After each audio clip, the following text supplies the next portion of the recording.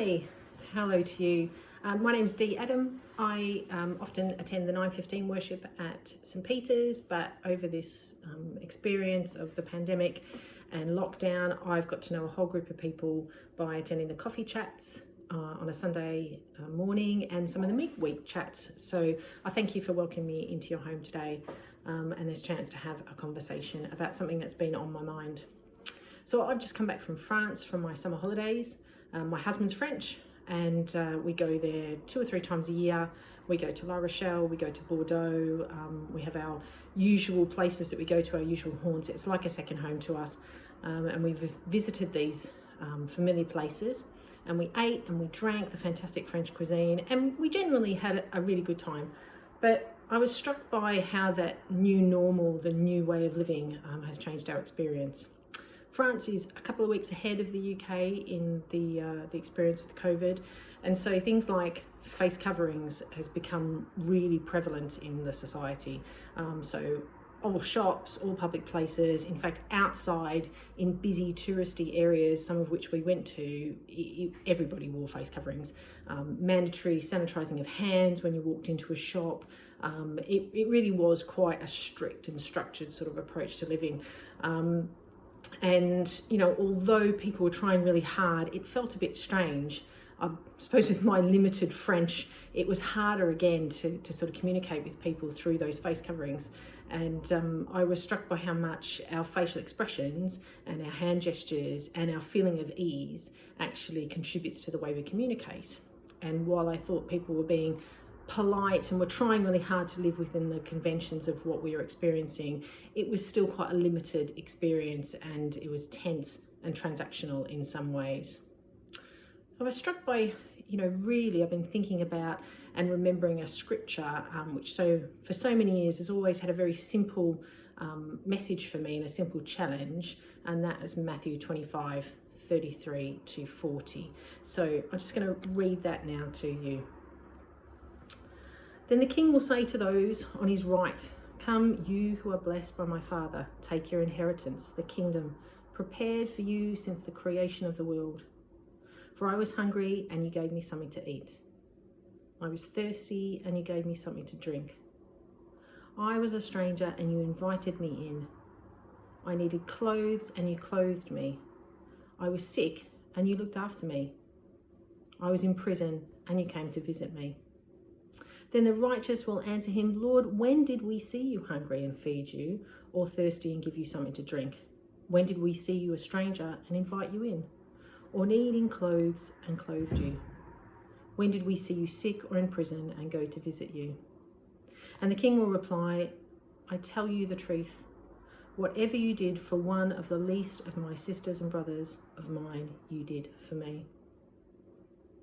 So I'm a part of the Partnership for Missional Church, and part of what we're doing is looking across the parish, about how we can find out what our community needs from us, how we can be more of service to our community and respond to God's challenge for us. And within that team and the parish, we've decided to focus on what we've termed vulnerable people, and forming new relationships with those organisations and individuals who are working alongside those people to help them and support them. And I've been wondering alongside this scripture and where we are within the PMC process of how we do this effectively in that new normal.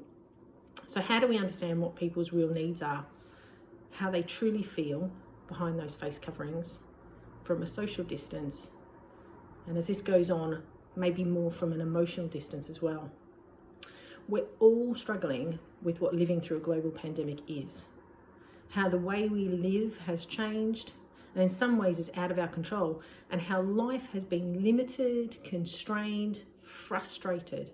And so many of us have become maybe anxious, worried, and I've noticed maybe that some people's behaviours are changing in various ways as we live through this.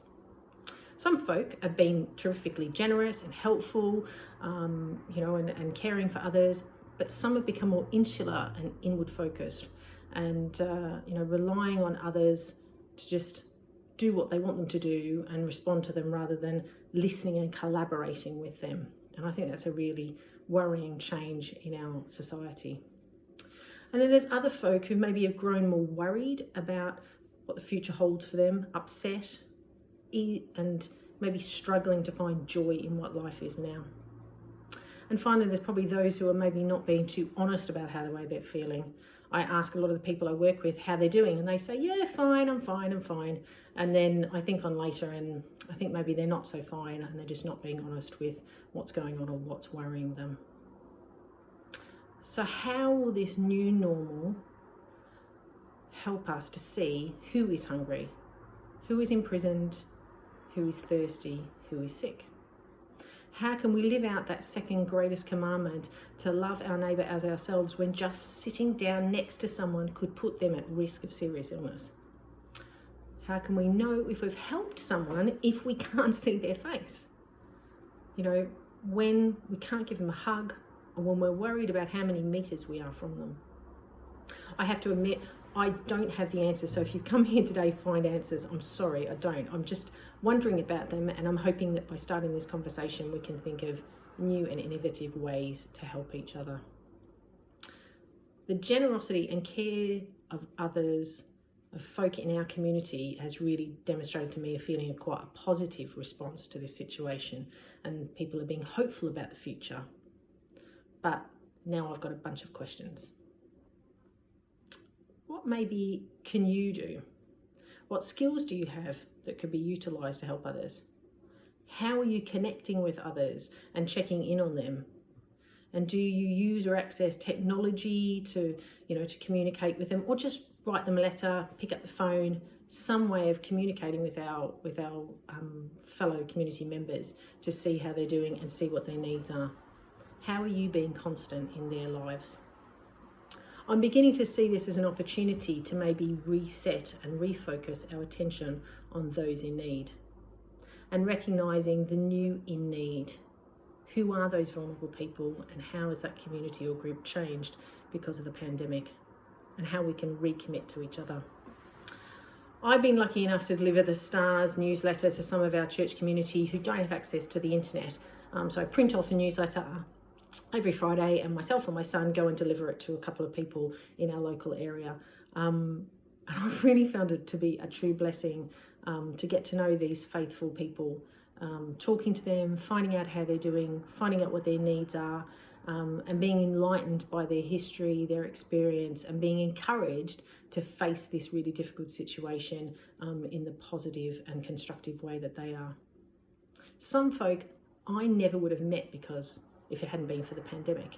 I'm only meeting them because I thought it was a nice thing to do to deliver a newsletter to them, but I'm actually finding that they are a huge blessing to me, and I'm very grateful to God for that. So maybe we should be seeking out more of those opportunities.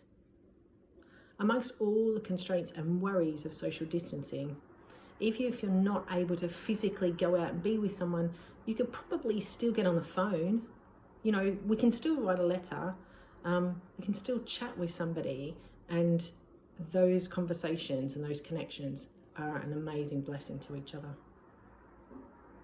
I believe that God made us all different, and our own unique talents and gifts, right now is the time to utilise them. And I thank God and pray for strength to just do something with the opportunity that I've been given. Some of us are called to feed the hungry and the thirsty through food banks or by doing shopping for someone. Some of us are called to give to those in need, maybe to clean out your wardrobe and donate to a local charity shop. Some of us are called to visit the sick or imprisoned, and we have technology to do that virtually or, by sitting in a friend's garden or a park. A socially distanced meeting can still be intimate and personal if we conduct it with God's peace and reassurance. Welcoming a stranger is hard and difficult, I'm sure, but we can still do that by thinking about the different organisations that we can connect to and support, who are supporting those strangers in our community. We're all experiencing this pandemic. That's the bit that just doesn't fail to amaze me. From the Queen to the new student at school to the asylum seeker, all our lives are impacted in some way by this. No one can escape it. And when I'm out and about in the street, if I go for a bike ride or if I go to the shops, I sometimes stop myself and I look at the person near me and I think, you are probably just having some of the frustrations that I have.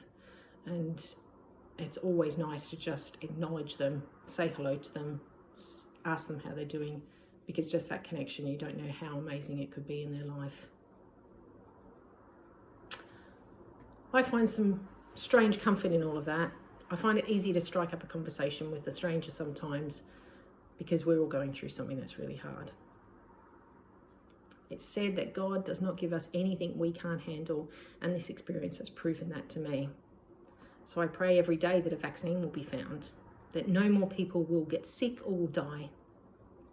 But while the scientists are doing it, I pray a second prayer that we will be able to love and care for our fellow sisters and brothers in some way and have some positive impact in their life in this new normal. So I ask you to pray for me, and I will pray for you, for all the hungry, the sick, the lonely, and the imprisoned. God bless.